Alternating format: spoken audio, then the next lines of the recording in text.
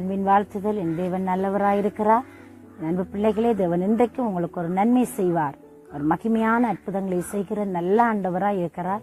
உங்களோட வாழ்க்கையில பெரிய மாற்றங்கள், பெரிய ஆசீர்வாதங்களை தேவன் கொடுக்க இன்றைக்கும் அவர் மகா மேன்மை உள்ள கடவுளாய் இருக்கிறார். நம்மளுக்கு ஆசீர்வாதத்தை கொடுப்பதற்காகவே நம்முடைய ஆண்டவர் இந்த பூலகத்திற்கு தம்மை தாழ்த்தி மனித ரூபம் எடுத்து மனித சாயலானார் என்று சொல்லி பார்க்கிறோம். கர்த்தருடைய பிள்ளைகளே, கர்த்தர் நமக்கு எப்பவுமே ஆசீர்வாதங்களை கொடுக்கிறவர் அல்லவா? நம்முடைய தேவைகளை பார்க்க நம்முடைய தெய்வம் பெரியவர் அல்லவா? நம்மோடு கூட இருந்து நம்முடைய வாழ்க்கையில பிரதான மாற்றங்களை கொடுத்து நம்மை சரித்திரத்தில் சான்று பகிர்கிறவரா தேவன் என்னையும் உங்களையும் மாற்ற இன்றைக்கும் மகிமை உள்ள கடவுளாய் இருக்கிறார். இந்த நாளிலும் இந்த காலையிலே நீங்கள் எதிர்பார்க்கிற வண்ணமாய் தேவன் உங்களோடு பேச போகிறார். தேவனுடைய வார்த்தைக்கு நாங்கள் செவிசாய்ப்போமா? நாங்கள் அப்போஸ்தலர் நடவடிக்கைகள் 27வது அதிகாரம் 24வது வசனம் இப்படியாய் சொல்லுகிறது. பவுலே, பயப்படாதே, நீ ராயனுக்கு முன்பாக நிற்க வேண்டும். இதோ உன்னோடு கூட யாத்திரை பண்ணுகிற யாவரையும் தேவன் உனக்கு தயவு பண்ணினார் என்றான் என்று சொல்லப்படுகிறது. அன்பு பிள்ளைகளே, தேவன் இந்த இடத்திலே அருமையாய் பவுலை தைரியப்படுத்துகிறார். பவுல் என்கிற மனிதரை குறித்து உங்களுக்கு தெரியும்.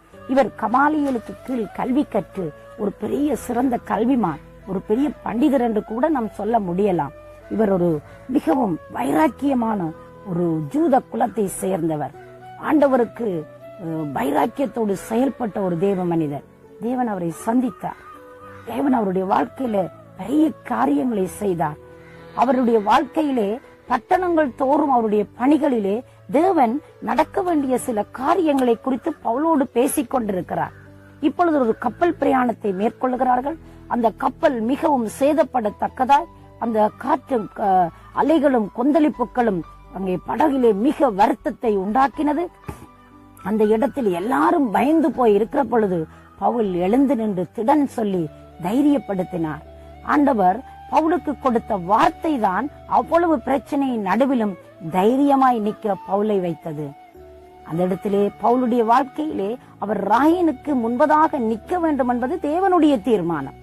எனவே அவர் தைரியம் கொள்ளுகிறார். தேவன் என்னை குறித்த இடத்தில் குறித்த நேரத்தில் அவர் கொண்டு போய் சேர்ப்பார். அந்த இடத்தில் நான் தேவனுடைய வார்த்தையை சொல்ல வேண்டும். ராயனுக்கு நான் தேவனுடைய காரியங்களை பேச வேண்டும். எனவே தேவன் இந்த கடல் பயணத்தில் என்னை இந்த இடத்தில் கைவிடப் போகிறது இல்லை. நான் இந்த இடத்தில் மரித்துவிடப் போகிறது இல்லை.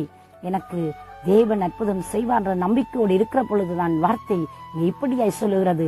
தேவன் அவருக்கு என்ன செய்தார்? அந்த இடத்தில் இருக்கிற விதத்தில் தயவை உண்டு பண்ணினார் என்று சொல்லப்படுகிறது. அன்பு பிள்ளை, இந்த வாழ்க்கையில நானும் நீங்களும் நினைக்கலாம், சில வேளையில நாங்க நினைக்கிற வண்ணம் அது நடக்காமல் போகும். நம்முடைய வாழ்க்கையில நாங்க எண்ணுகிற மாதிரி சில நேரத்துல அது எப்பவுமே இருந்தது இல்லைங்க. கடவுள் எதை நினைக்கிறாரோ, கடவுள் நம் வாழ்க்கையில் என்ன நோக்கம் வைத்துகிறாரோ அந்த பாதையின் வழியாய்த்தான் நானும் நீங்களும் பயணிக்கப்படுகிறோம், பயணித்துக் கொண்டே இருக்கிறோம். இன்றைக்கும் பவுலுடைய வாழ்க்கை எங்களுக்கு ஒரு பெரிய உதாரணமாய் இருக்கிறது. அவர் ஆண்டவரை எதிர்த்த நாட்கள் இருக்கிறது. அறியாமையினால் அவர் எதிர்த்த பொழுதும் ஆண்டவர் அவரை சந்தித்து மறுபடி விடுவித்த பொழுது அவர் ஆண்டவருக்கென்று அங்கே சாதனை படைக்கிற ஒரு நல்ல தேவ மனிதனாய் மாறினார். அந்த மனிதனை வந்த ஆபத்துக்கள், வந்த நிந்தனைகள், அங்கே கல்லறிந்து அவன் செத்து போய் விட்டான் என்று சொல்லி அவரை போட்ட பொழுதும் அவர் எழுந்திருந்து தேவனுடைய திருப்பணியை சரியாக செய்து முடித்தார் என்று சொல்லி சரித்திரத்தில் நாங்கள் பார்க்கிறோம். இன்றைக்கு பவுலுக்கு ஆண்டவர் தாமே தைரிய கொடுக்கும்படியான வார்த்தையை அனுப்புகிறார். நான் உனக்கு தயவு பண்ணுவேன். நீங்க பாருங்களேன், அங்கே மெலித்தா தீவிலே போய் அவர்கள் அங்கே தங்கி இருந்து குளிருக்கு நெருப்பை மூட்டி அங்கே இருக்கிற பொழுது விறகெடுக்க போன பொழுது விறகிலே இருந்த அந்த விறகுக்குள் இருந்த பாம்பு அவரை கடித்தது. அவ்வளவு மனிதர்கள் மத்தியிலும், அத்தனை பேர் பயணித்தவர்கள் மத்தியிலும் பவுலுக்கு மட்டும் பாம்பு கடித்தது. தேவன் பவுலை அந்த இடத்திலிருந்து அவ்வளவு மகிமையாய் விடுவித்தார் என்பதை மற்றவர்களும் பவுலும் உணர்ந்து கொள்ளும்படியாய் மகிமையான அற்புதம் செய்தார்.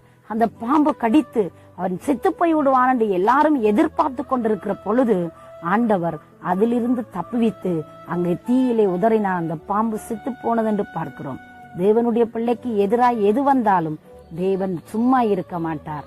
தேவன் பார்த்து கொண்டிருக்க மாட்டார். இறங்கி வந்து அவர்களுக்காய் அற்புதம் செய்கிறவராய் இருக்கிறார்.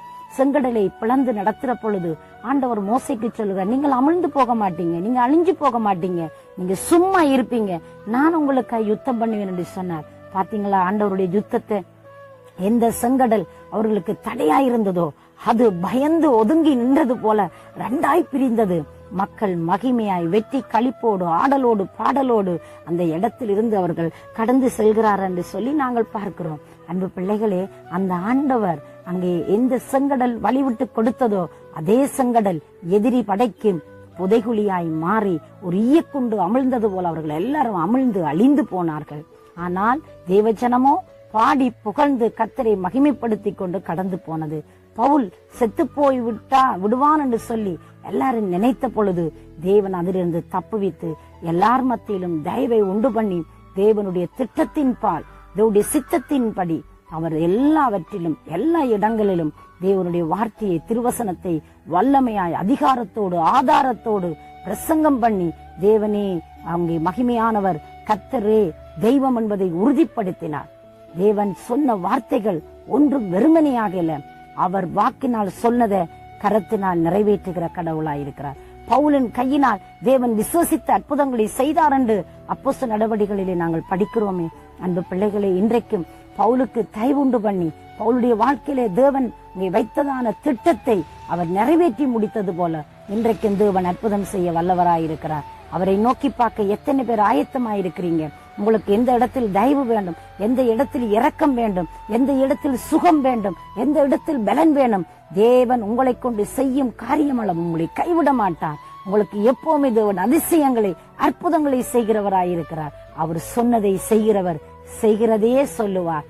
அவர் சொன்னதுதான். அன்பு பிள்ளையே, காற்றையும் கடலையும் அதட்டினவர், அவைகளை எல்லாம் அமைதிப்படுத்தின ஆண்டவர் இன்றைக்கு உங்களோட வாழ்க்கையில வல்லமை உள்ளவராய் இருந்து அவர் விடுதலை கொடுக்க வல்லவராயிருக்கிறார். அவரை நோக்கி பார்க்கிறீங்களா? அவரை நோக்கி பார்க்கிற பொழுது தேவன் அற்புதத்தையும் அதிசயத்தையும் செய்து உங்களை கனம் பண்ணுவார். நான் உங்களுக்காக ஜெபிக்கட்டுமா? எங்களை நேசிக்கிற சர்வ வல்லமை உள்ள நல்ல ஆண்டவரே, இயேசுவின் நாமத்தினாலே நம்முடைய பிள்ளைகள் உண்மை பார்க்கிறார்கள்.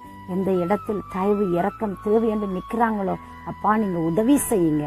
ஒரு ஆண்டவரே அற்புதத்தை செய்து உங்களுடைய மக்களை கனம் பண்ணி காத்துக்கொள்ளுங்க. இயேசுவின் நாமத்தை ஜெபிக்கிறேன் ஜீவனுள்ள நல்ல பிதாவே, ஆமென், ஆமென். தேவன் தாமே உங்களை நிறைவாய் ஆசீர்வதிப்பாரா.